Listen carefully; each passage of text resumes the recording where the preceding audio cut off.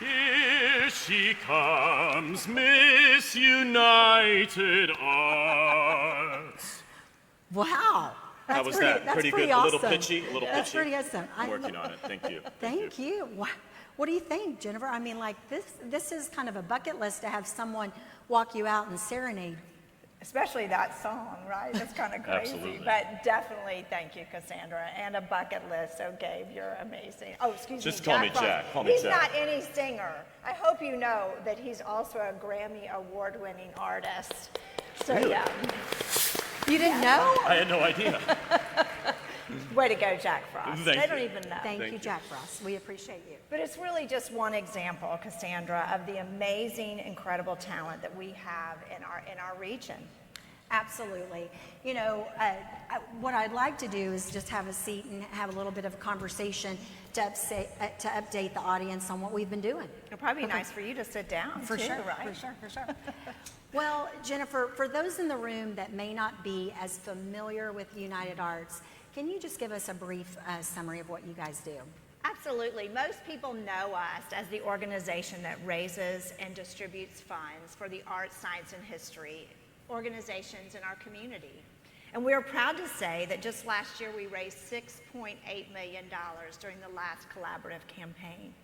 But in addition to that, we lead arts education and advocacy efforts. We work to ensure that all people in our community have access to the arts, and most recently launched a new DTO Live collaboration with the city of Orlando to really increase vibrancy in our downtown.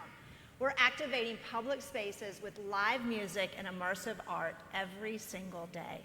Oh, it's fantastic. I've been downtown to enjoy some of the singing, just the different art displays. It's been incredible. As I shared with you all before Jennifer came to the stage, is that our two organizations are now in a new partnership focused on cultural tourism. And so I'd like for you to share what are some of the key objectives of that partnership. Absolutely. This partnership has three shared objectives. One is to extend the stay of our visitors to make sure that they stay a little longer, right, with something exciting to do. Then to attract and inspire new visitors to come to our region, but also support artists and local arts organizations. We're strategically developing new products and services for three areas. First, the leisure market. Second, meetings and conventions. And education and readiness, which means that we're coaching our artists and arts organizations on how to be tourism ready, how to do business with events and industries, for example. But we're also educating the hospitality partners, all of you, about how to be arts ready, how to talk about our local art scene to your guests.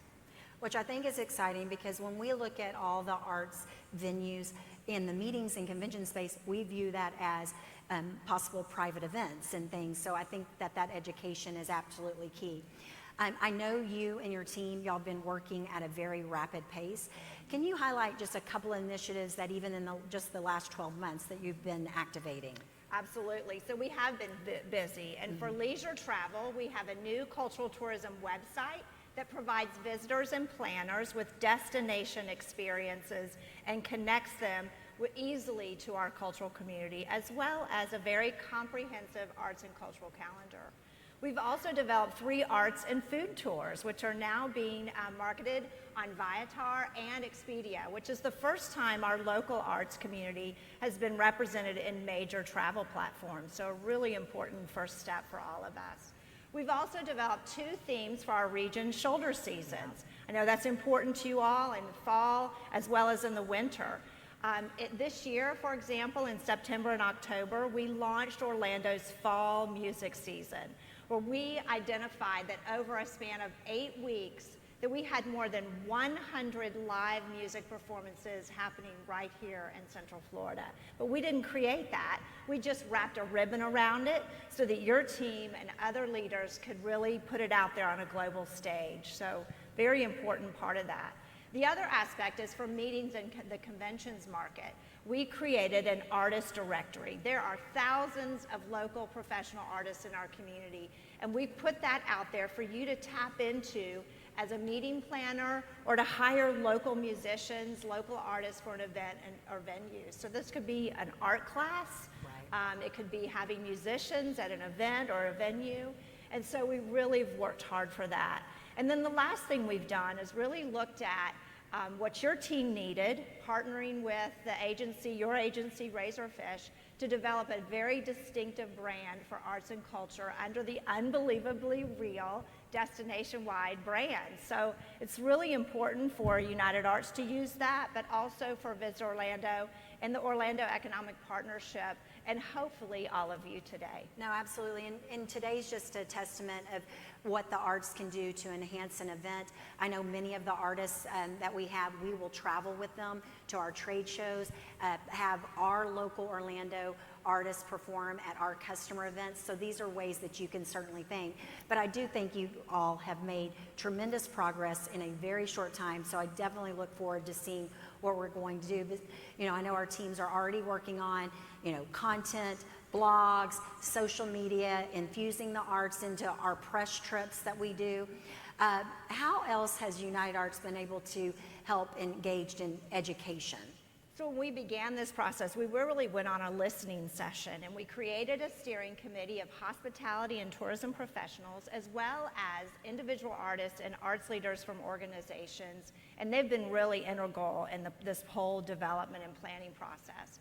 It really allows us to get feedback from all of you, to learn how we can assist them in this cultural journey. So the cultural tourism aspect of what we have and the strengths that we have. It also gives us a forum to connect with major organizations, and really key to make sure that people understand the needs of the tourism and hospitality industry. Absolutely. Well, to wrap it up, how can our audience include arts and culture in their initiatives, help their teams be more versed? What would you say our call to action? Well, the first thing to do is to go to artsinnorlando.com and explore everything that we have to offer. It is incredible what we have in our arts and cultural scene locally. Tap into this artist directory. So we have hundreds of artists. Find local artists to enhance your visitor experience, and then really utilize the information that's being packaged in these seasonal campaigns to communicate to your visitors, to your planners. And then let us know if you want a copy, either digitally or the printed copy of the Artistry magazine. If your visitors or planners need to know what's going on, this is a bi-monthly publication about what's happening locally in the arts. So a big part of that. But most importantly, we want all of you to know that United Arts is here as a resource to you. We have a dedicated director, Tali Sugasawa. She's our Director of Cultural Tourism. And we want to know what we can do to serve you. So reach out to us and let us know. Well, I want to say thank you, not only for your engagement with Visit Orlando, but understanding the importance. I mean, if we can extend our visitor stay, that means millions upon millions of dollars of economic impact. And I will tell you that we are always stronger and more successful when we all work together in partnership. So thank you for being here today. Thank you. Appreciate it.